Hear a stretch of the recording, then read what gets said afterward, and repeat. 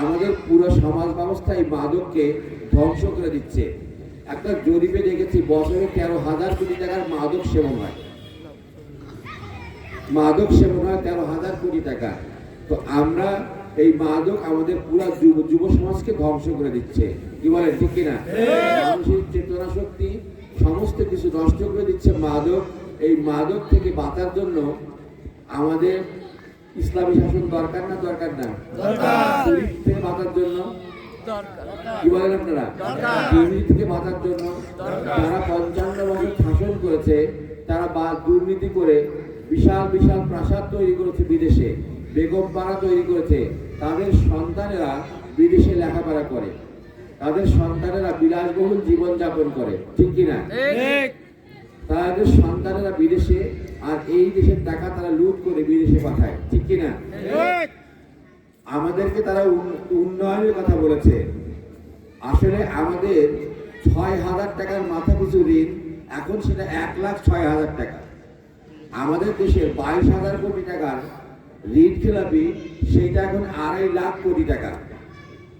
আমাদেরকে দেউলিয়া বানিয়ে ছেড়েছে যে, এবং তারা এই দেশ থেকে টাকা পাচার করেছে, ঠিক কিনা?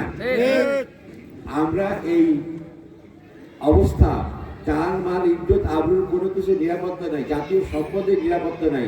পৃথিবীতে কোথাও রিজার্ভ ফান্ড থেকে টাকা হারায় না, বাংলাদেশের রিজার্ভ ফান্ড থেকে টাকা চুরি হয়ে গেছে। কি বলেন? শেয়ার মার্কেট থেকে টাকা চুরি হয়ে গেছে, এই টাকা সমস্ত বিদেশে গিয়েছে। আমরা আসলে আশ্চর্য হই যে বাংলাদেশের রিজার্ভ ফান্ডের টাকা বিদেশে যে জুয়ার কয়েন হয়, এটা পৃথিবীতে সবচেয়ে বড় আশ্চর্যের কথা যে এই দেশের কোনো কিছুর নিরাপত্তা নাই। আমরা এই যে দুর্নীতি, সন্ত্রাস, চাঁদাবাজি, একটা ট্রাক যদি পরিবহনের ট্রাক মাল নিয়ে চট্টগ্রাম থেকে আমাদের এই গঙ্গাচড়া পর্যন্ত আসে, তাহলে কত জায়গায় চাঁদা দিতে হয়, এটা আপনারা হিসাবও করতে পারবেন না। এই চাঁদা কিন্তু ট্রাক মালিকও দেয় না, আবার মালের মালিকও দেয় না। হিসাব করা হয় যে ওই ট্রাকটা মাল আনতে কত টাকা খরচ হয়েছে, তাইলে এই মালের দামের উপর পড়ে, ঠিক কিনা? মালের দামের উপর পড়ে, যেটা আমাদেরকে দিতে হয়।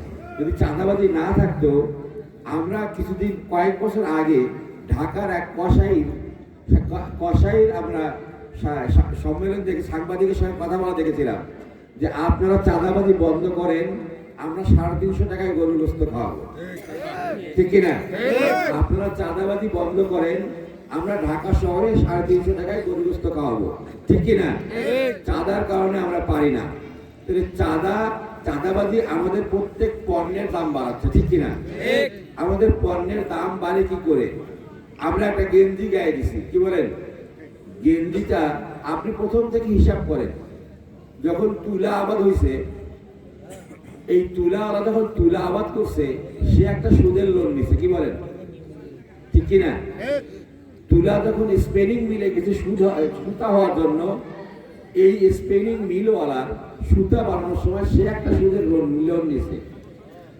তারপরে স্পিনিং মিল থেকে যখন সেটা কাপড় হইতে গেছে, এই টেক্সটাইল মিল সে একটা সুদের লোন নিছে, ঠিক কিনা? এই কাপড় যখন আবার গার্মেন্টসে গেছে, তখন এইটা ওই গার্মেন্টসওয়ালারা তারা একটা সুদের লোন নিছে না, নেয় নাই? আবার ওই কাপড় যখন পাইকারি দোকানে বিক্রি হয়েছে, পাইকারি দোকানদাররা তারা একটা সুদের লোন নিছে।